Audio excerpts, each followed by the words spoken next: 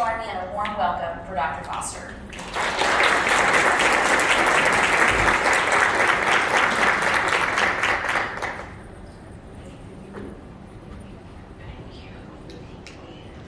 Good morning. Good morning. You know, I sit there and I listen to those introductions and I go, blah, blah, blah, blah, blah, blah. Blah, blah, blah, blah. It is wonderful to be here with you today.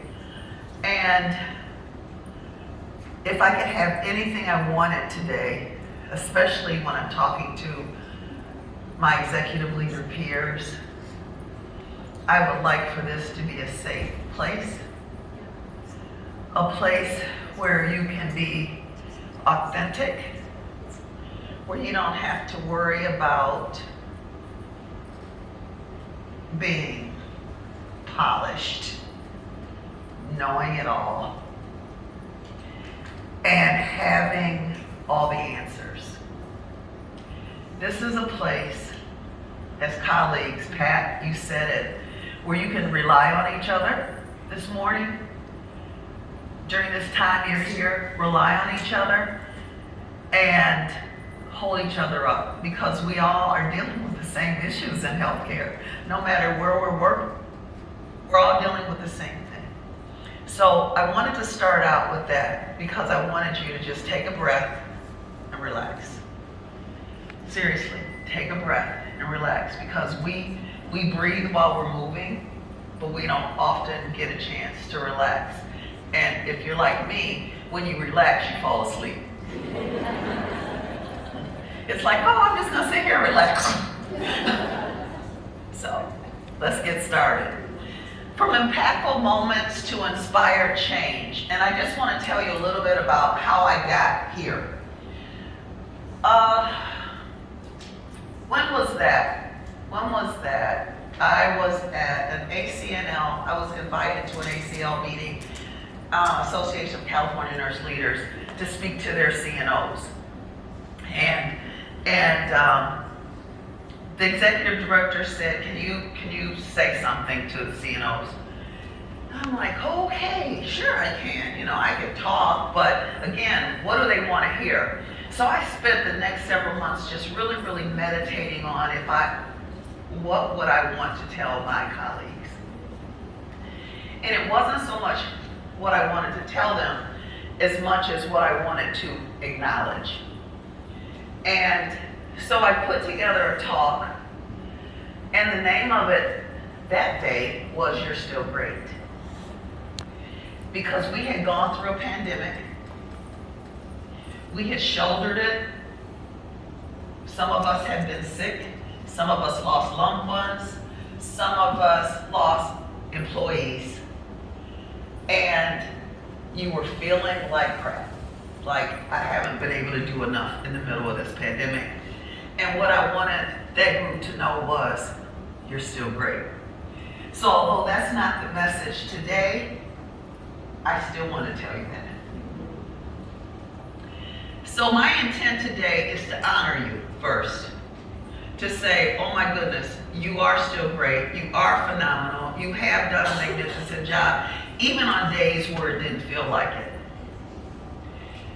Honor the accomplishments, because many times we get buried in the what we need to do stuff, how we need to do it, and we don't think about the accomplishments.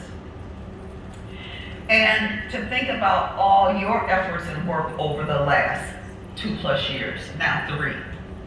And depending on who you talk to, we are out of the pandemic. Depending on others, we're still in it. We just added monkeypox on top of it.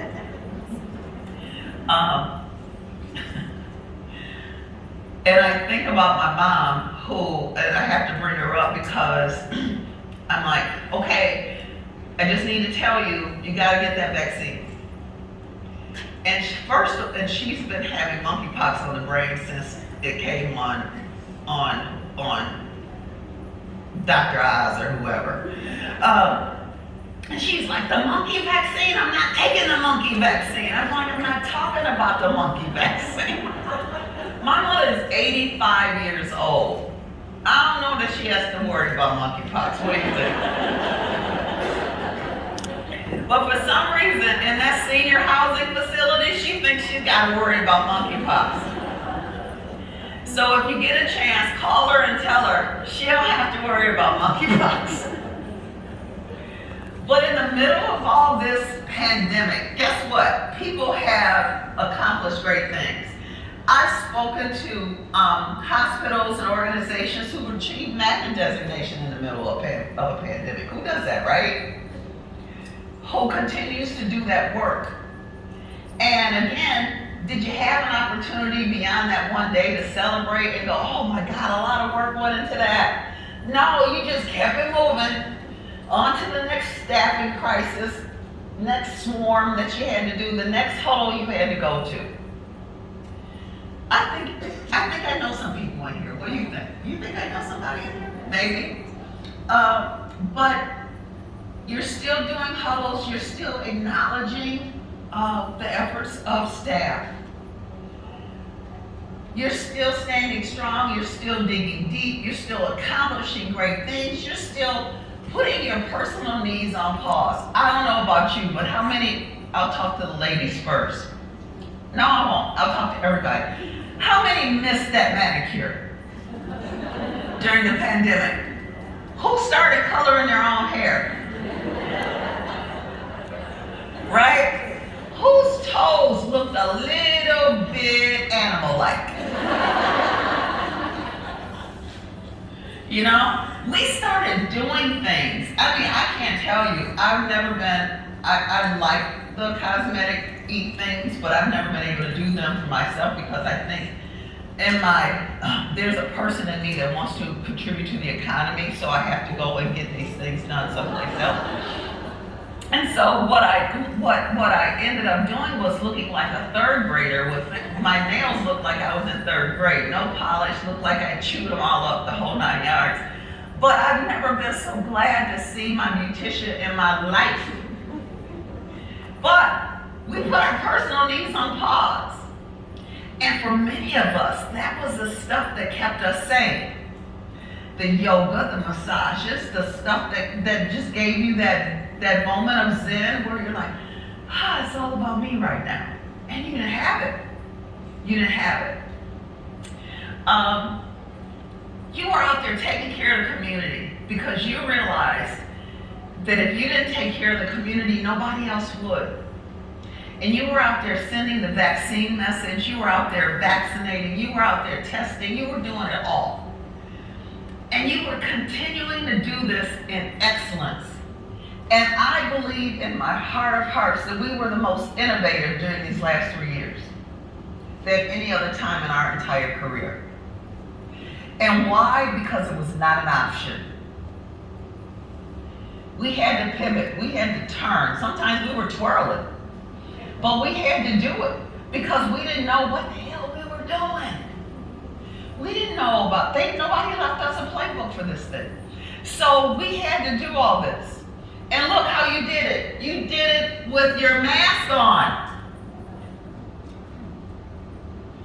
And some with bruised faces underneath, some found out they had rashes or allergies they never knew they had.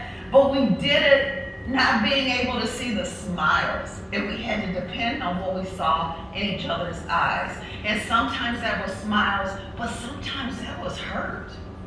Sometimes that was tired. Sometimes that was, God, I don't know if I could do this another day. The one wonderful thing about this talk and talking to people in hospitals is the stories that come from this time. And the stories are one that resonate with us. And I gotta share one. And it came from Reed, if you don't mind. The story I'd like to share right now resonated with me, and I think it'll resonate with you as well.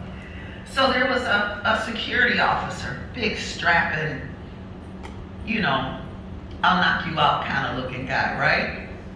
But with a smile and a heart of gold, you could tell. But he was gonna follow the rules. And the rules were, during the pandemic, How many visitors?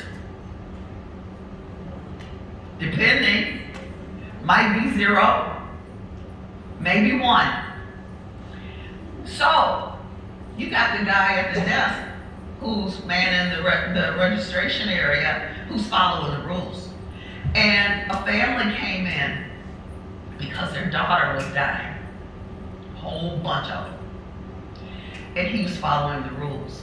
And her husband had just come from Afghanistan. So he got to go up. He was following the rules. And so when I asked him to talk to me about that experience, he started to share that it was his big regret in his life. That he had to follow the rules. That he couldn't allow that family to come up. And what was interesting about it was, he said it would have been different if they had been mean to me. He said, but they were the nicest family, and they were understanding, and they complied. But it's my regret. Now I sat there and I listened to him tell that story, and guess what I felt? I felt a bit of remorse. Because at that time, probably like Misty, I was on the other side of making that decision. You had to make that decision. And we don't necessarily think about that decision when it comes to the person that has to administer that rule. So I've administered a rule that potentially has caused pain for someone else. Not so much in the family, of course, but they were understanding. But the family, but caused pain to a staff member. And so I shared with him, I am so sorry that you gave me a moment where I had to realize the ramifications of a decision that I made in good faith. See, again, we made all the decisions that we made during that pandemic thinking we were doing what we needed to do in good faith. We weren't trying to hurt anybody. In fact, we were trying to do the opposite. We were trying to make people better. We were trying to, as we said, keep people safe. That's what we were trying to do. And so we did it, but not understanding the full implication of the decisions that we were making. And now it's a time where, I'm not saying we made bad decisions. I'm not saying that at all. But I am saying it's a point in time where we got a little bit of breathing room to say, if now that I'm doing a 2020 reverse look, what would I do differently? You know, they have the nerve to match. They're in their blue, they got their blue mask on. I'm surprised there's no blue shoes down there. But what I'm saying to you is this. Just because someone carries the load well doesn't make it any easier. And I say that to you as chief nursing officers, CNEs, you carried that work well. I acknowledge it. You need to acknowledge it. In fact, let me stop right here and ask you to give yourselves a hand.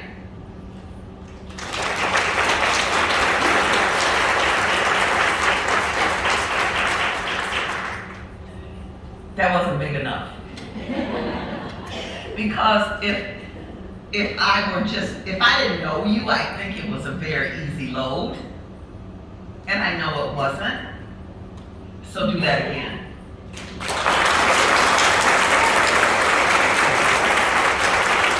Much better. Much better. So, if I had to think about, and I wanted to do a variety of things in this talk, but I'm not a singer, trust me, I am not a singer. But I wanted to find a song that captured the work, the load, how we felt during those moments, those days, maybe that week, that stretch of a horrible week. I wanted to get something that captured the essence of what we were going through. So if you don't mind, relax. And I'd like you to listen and look at the words. All right?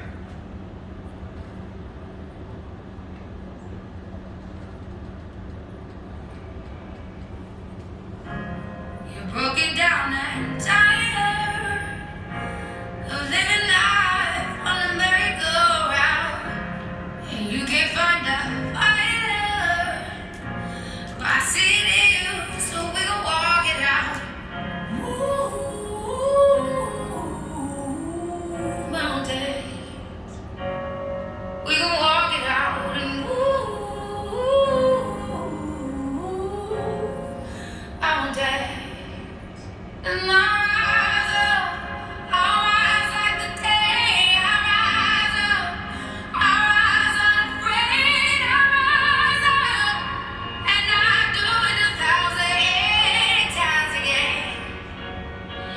And I rise up, I like the waves. I rise up, in spite of the ache. I rise up, and I do it 1,008 times again.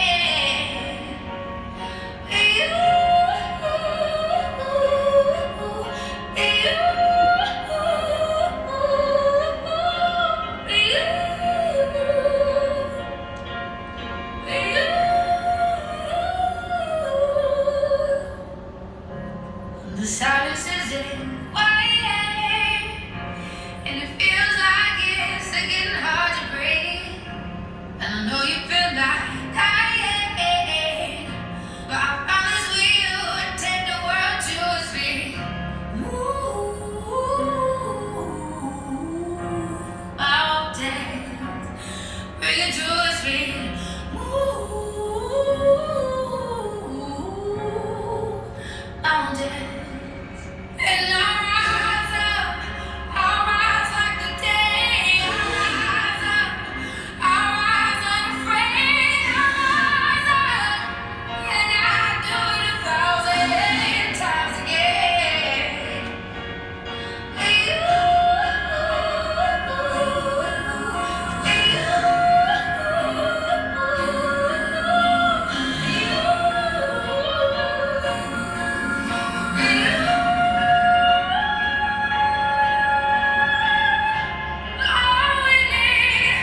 All we need is hope, and for that we have each other, and for that we have each other.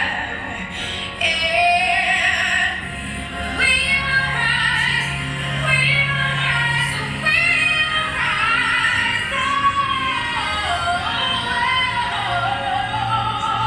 We'll rise. I'll rise up, rise like the day. I'll rise up, in spite of the ache. I will rise 1,000 times again. And we'll rise up, high like the waves. We'll rise up, in spite of the ache. We'll rise up, and we'll do it 1,008 times again.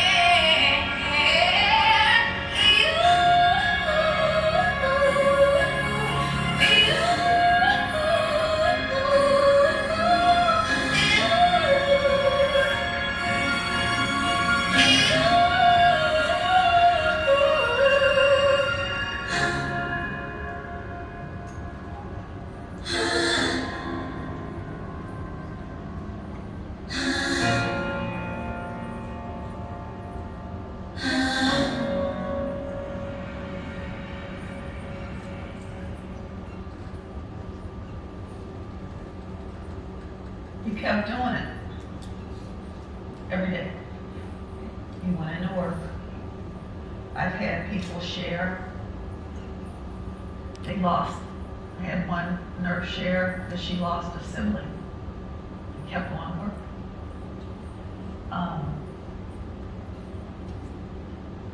They were taking care of loved ones. We kept going to work. You see, we didn't get the luxury of hybrid. We didn't get the luxury of remote. You're in healthcare. We were there, and we saw it all. And we kept doing it every single day. Now, if you think Rhonda's gonna leave you depressed, you're wrong. That's not the intent. So this is what I want to know, because I know you have them. And using Mentee, what was your personal rise up moment? Type it in, and it's going to show up.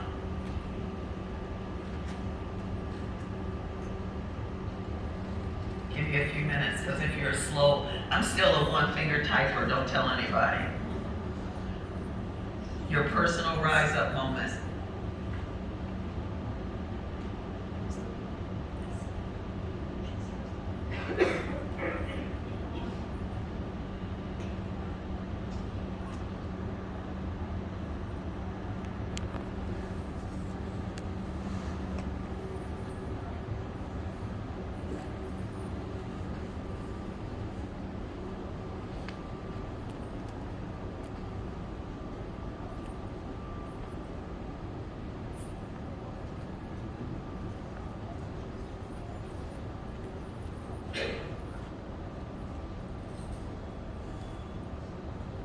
These are great.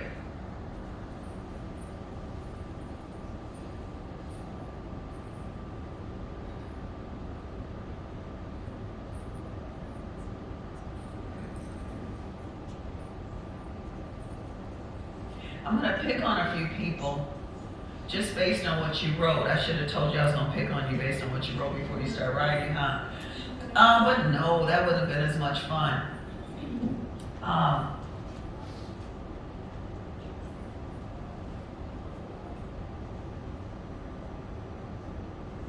Who got their DMP while they were in a pandemic?